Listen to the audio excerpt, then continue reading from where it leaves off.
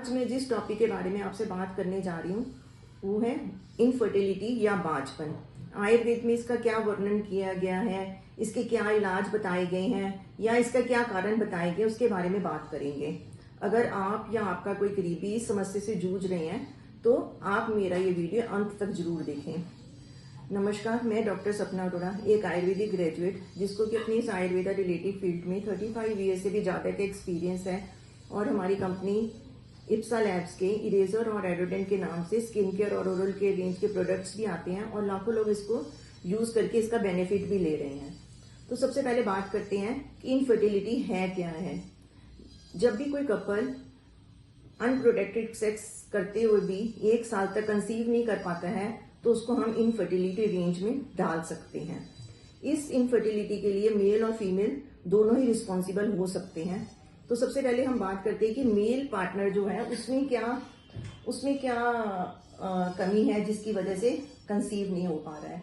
तो उसके जो सबसे पहले है कि उसका टेस्टोस्टेरोन हार्मोन जो है वो उसमें किसी तरह की कमी होना, हार्मोनल इम्बैलेंस हो जाना, जो उसके स्पर्म है उसकी क्वालिटी में कमी होना, मीन्स जो स्पर्म है वो ज्यादा एक्टिव नहीं है या स्पर्म की क्वांटिटी कम होना, उसमें किसी तरह की स्ट्रेस एंजाइटी वगैरह का होना या किसी तरह की मेडिकेशन का भी असर हो सकता है, किसी तरह की कोई कीमो या रेडिएशन चली हो उसकी, तो उससे भी ये स्पर्म जो उसकी क्वालिटी कम हो जाती है।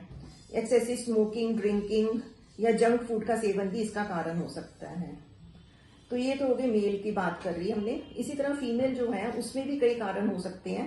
उसमें सबसे पहले आता है कि ओवरीज का टाइमली एग रिलीज करना, जिसमें जैसे कि पॉलीसिस्टिक ओवरी डिजीज में हो जाता है या किसी तरह की कोई थायराइड रिलेटेड प्रॉब्लम में भी हो जाता है। इसके साथ साथ जो शुगर का उसका अनकंट्रोल्ड शुगर होना या किसी तरह के ऑटोइम्यून डिसऑर्डर का होना भी उसका कारण हो सकता है। हार्मोनल इम्बैलेंस हो जाना, इरेगुलर मेंस्ट्रुअल साइकिल का होना, अर्ली मीनोपॉज का हो जाना, ओवरवेट, एंजाइटी, स्ट्रेस, टेंशन का होना, एजिंग, कई बार एज ज्यादा हो जाती है तो भी हम कंसीव नहीं कर पाते हैं। इन सब चीजों के साथ साथ किसी तरह की यूट्रस में किसी तरह की ग्रोथ का होना, कोई यूट्रस में कोई पॉलिप हो जाए या कोई फाइब्रेड हो जाए, वो भी फिर प्रेग्नेंट होने में दिक्कत पैदा करते हैं। इन सब चीजों के साथ साथ हम अगर हमारा लाइफस्टाइल ठीक नहीं होगा, मीन्स हम प्रॉपर फूड का सेवन नहीं करेंगे, डाइट ठीक नहीं होगी या हम स्ट्रेस, टेंशन, एंजाइटी से गुजर रहे होंगे, तो ये भी एक एक्सटर्नल फैक्टर्स हो जाते हैं कंसीव करने में जो दिक्कत देते हैं। एक WHO के सर्वे के हिसाब से हर 6 में से 1 जो कपल है वो इस समस्या से जूझ रहा है। तो ये एक तरह की मेजर समस्या है जिसका कि निदान होना या इसका ट्रीटमेंट टाइमली होना बहुत जरूरी हो जाता है। तो अब मैं बात करूंगी आपसे फर्टिलिटी विंडो के बारे में। फर्टिलिटी विंडो क्या है? ये वो टाइम है जिस टाइम पे अगर हम अनप्रोटेक्टेड सेक्स करते हैं तो उसमें कंसीव होने के चांसेस बहुत ज्यादा हो जाते हैं। तो वो टाइम क्या होता है कि आपका जो अगर आपका पीरियड साइकिल नॉर्मल है, मीन्स आपको 29-30 डेज बाद ही पीरियड्स आते हैं और वो 4-5 दिन रहते हैं, तो आप अपने जो डे 1 को, पीरियड्स का डे 1 है उसको डे 1 ही काउंट करेंगे।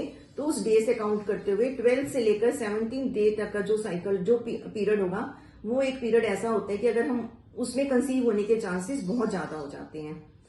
तो ये तो था कि जो इनफर्टिलिटी के कारण क्या है और जो फर्टिलिटी विंडो क्या है। अगर हम इसके ट्रीटमेंट के बारे में बात करें, जो आयुर्वेद में वर्णित ट्रीटमेंट है, कई हर्ब्स के बारे में बताया गया है या फिर पंचकर्म के बारे में भी बताया गया है। तो हर्ब्स की बात करें सबसे पहले हर्ब आती है अश्वगंधा। अश्वगंधा जो है वो टेंशन को रिलीज करती है और स्पर्म की क्वालिटी को इंक्रीज करती है। इसी तरह से दूसरी हर्ब बताई गई है शतावरी, जो कि फीमेल फर्टिलिटी को इंक्रीज करती है और हार्मोन को बैलेंस करती है। साथ में सफेद मूसली का भी सेवन कर सकते हैं, जो कि हार्मोनल इम्बैलेंस को ठीक करने के साथ साथ उसको फीमेल जो रिप्रोडक्टिव सिस्टम है उसको भी स्ट्रॉन्ग करती है। गोक्षरू का वर्णन किया गया है जो कि ओवरऑल रिप्रोडक्टिव सिस्टम की हेल्थ के लिए बहुत अच्छा है। लोध्र का वर्णन किया गया है जो कि यूट्रस की हेल्थ को इंक्रीज करने के साथ साथ हार्मोनल इम्बैलेंस को भी ठीक करता है। इसके साथ ही पंचकर्म का भी वर्णन किया गया है, जैसे कि उसमें बताया गया कि अगर हम उदर बस्ती देते हैं उससे हमारे पेट में जो भी टॉक्सिन्स मौजूद है वो हम उसके थ्रू बाहर निकाल सकते हैं। तो हमारा जब उदर साफ हो जाएगा तो हमारे टॉक्सिन्स रिलीज हो गए, मीन्स और वमन विरेचन का भी बताया गया है। इसी तरह से अभ्यंग के बारे में भी बताया गया है।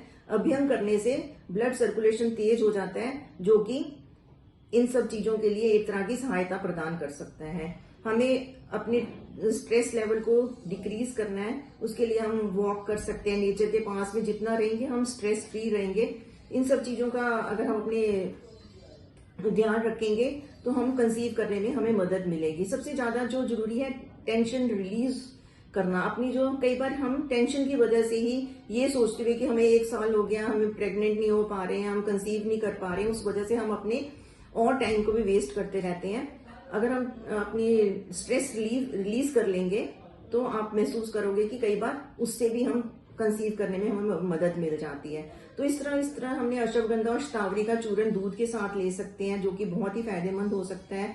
गोक्षरू हो गया, लोध्र हो गया, और साथ में इसके गोक्षरू, लोध्र और अशोक, शतावरी का चूर्ण भी हम सेवन करेंगे तो हमें काफी फायदा होगा।